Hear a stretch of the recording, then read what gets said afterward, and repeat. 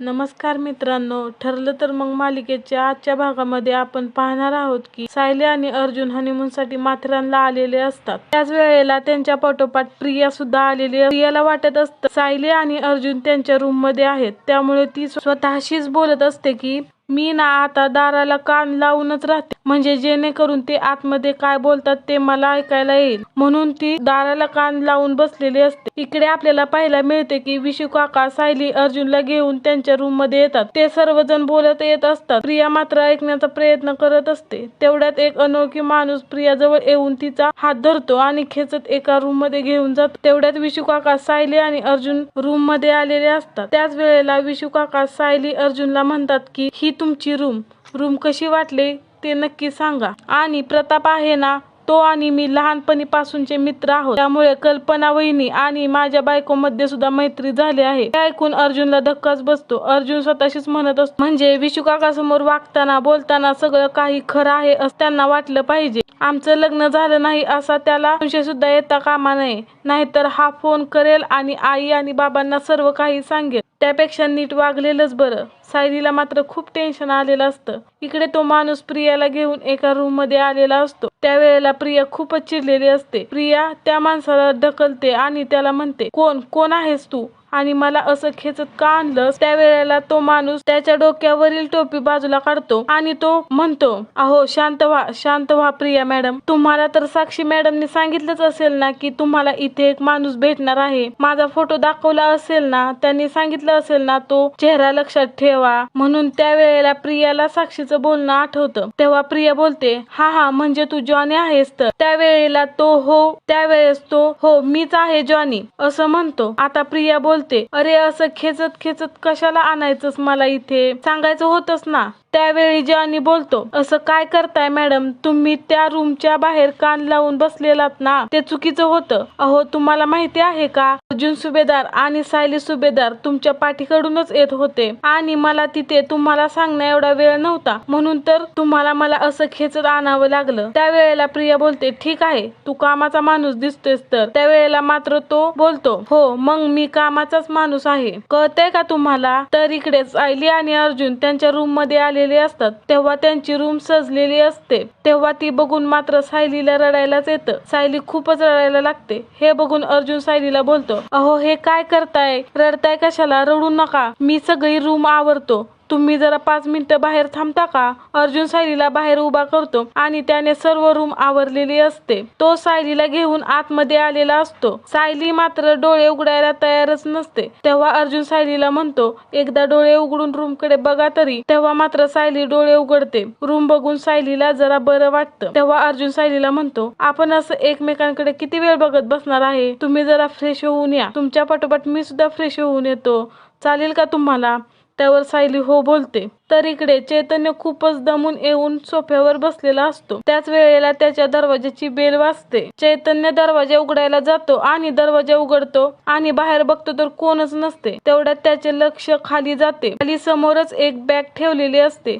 ती बॅग बघून चैतन्याला धक्काच बसतो. तेव्हा चैतन्य इकडे तिकडे बघत असतो. त्याच वेळेला पाठीमागून येऊन साक्षी चैतन्याला मिठी मारते. त्यावेळेला चैतन्य पाठीमागे वळून बघतो तर साक्षी असते. साक्षीला बघून चैतन्य म्हणतो, साक्षी तू इथं का आलीस? त्यावर साक्षी बोलते, चैतन्य अरे असं काय करतोयस, मी इथे येणार नाही तर कुठे जाणार? त्यावर चैतन्य बोलतो, ठीक आहे तू तर आली आहेस, पण तुझी बॅग का घेऊन आलीस ते तर सांग. त्यावेळेला मात्र साक्षी बोलते, मी काय करणार चैतन्य, तुझ्या कामामुळे तुला माझ्यासाठी वेळ काढता येत नाही, मग मी तरी काय करायचं? अरे ऑफिस मध्ये येऊन मी तुला भेटू सुद्धा शकत नाही, कारण तिथे अर्जुन असतो, म्हणून मी बॅग घेऊन तुझ्याकडे राहायलाच आले. हे ऐकून चैतन्याला मात्र खूप मोठा धक्काच बसतो. पण साक्षीच्या मनात मात्र काहीतरी वेगळाच प्लॅन चालू असतो. तर इकडे सायली फ्रेश होण्यासाठी वॉशरूम मध्ये गेलेली असते. पण ती तेव्हाच किंचळत बाहेर येते आणि म्हणते, मला नाही राहायचं इथे, मला आत्ताच्या आत्ता जायचं आहे. आणि ती बॅगेत तिचे कपडे भरत असते. तेव्हा अर्जुन सायलीला बोलू लागतो, अहो सायली असं काय करताय, एकदा माझं ऐका ना. त्यावेळेला सायली बोलते, नाही मला नाही राहायचं इथे, त्या वॉशरूम मध्ये काय आहे,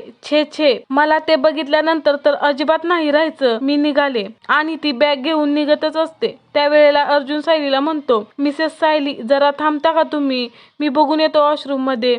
नाहीतर तुम्ही तरी सांगा काय आहे ते. त्यावेळेला सायली बोलते, नाही अर्जुन सर, मी तुम्हाला नाही सांगू शकत. छी, ते कसं बोलू मी, मला नाही जमणार. त्यावेळेला अर्जुन बोलतो, थांबा 1 मिनिट, मी आलो बघून. अर्जुन वॉशरूम मध्ये जाऊन सगळं काही चेक करतो, पण त्याला तिथं काहीच दिसत नाही. म्हणून अर्जुन बाहेर येतो. अर्जुन सायलीला बोलतो, असं काय करताय मिसेस सायली, काहीच नाही आतमध्ये. त्यावेळी सायली बोलते, काहीच नाही असं काय बोलताय, जरा तरी विचार करून बोला ना, एवढं तुम्हाला दिसलं नाही का? त्यावर अर्जुन बोलतो, खरंच आतमध्ये काहीच नाही. त्यावेळी मात्र सायली बोलते, नाही, मला नाही थांबायचं, मी नाही थांबणार इथे. आणि ती बॅगेत कपडे भरून निघत असते. अर्जुन म्हणतो, मिसेस सायली ऐका माझं, असं काय करताय? सायली मात्र त्याचं काय ऐकत नसते आणि तिने दरवाजा उघडलेला असतो. दरवाजा उघडलेला असताना समोर विशुकाका असतात. विशुकाका सायली आणि अर्जुनला बघतच असतात आणि सायलीला धक्का बसलेला असतो. सायली लगेच अर्जुनकडे बघते. त्यावेळेला विशुकाका अर्जुनला म्हणतो, अरे अर्जुन, हे काय चाललंय? त्यावेळेला मात्र अर्जुनला टेन्शन येतं. तेव्हा अर्जुनला काय बोलावं काय नाही तेच सुचत नसतं. तेव्हा अर्जुन सायलीला बोलतो, मिसेस सायली माफ करा हो, माझं चुकलं, मी इथे माझ्या लॅपटॉपवर काम करत राहिलो. अहो, मला माहितच नाही, कळलंच नाही आपण हनीमूनला आलोय ते. सॉरी मिसेस सायली, पण प्लीज प्लीज निघून जाऊ नका ना तुम्ही. त्यावेळी विशुकाका अर्जुनला बोलतात, अर्जुन, तू इथे येऊन लॅपटॉपवरती काम करत होतास, आता मात्र मी सुद्धा सुनबाईंच्याच बाजूने. तू चुकीचं वागत आहेस. असं कसं करू शकतोस तू? तुझ्या बायकोला वेळ द्यायला नको का? किती चांगली आहे ती. त्यावेळी अर्जुन बोलतो, हो काका, मी चुकलो, परत असं नाही करणार. तेव्हा विशू काका सायलीला बोलतात, सायली, तुला याने काहीही त्रास दिला ना आणि लॅपटॉप जरी उघडला ना तरी तू मला येऊन सांग, मी बघेन त्याच्याकडे कसं लक्ष द्यायचं ते. आणि आता मला समजलंय तुम्ही खूपच रोमॅन्टिक झालाय, त्यामुळे मी तुमचं डिनर बेडरूम मध्येच पाठवतो. काहीही गरज नाही तुम्हाला कुठे जायची.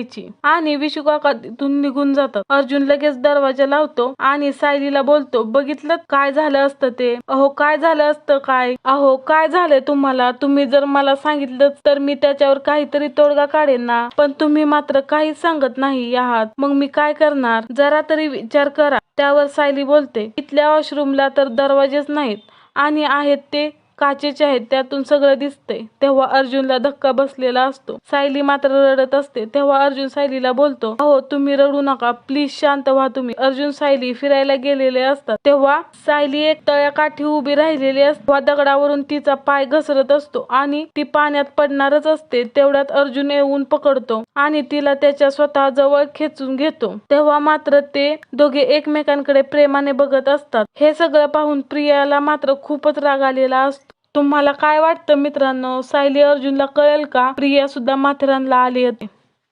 कमेंट मध्ये नक्की सांगा.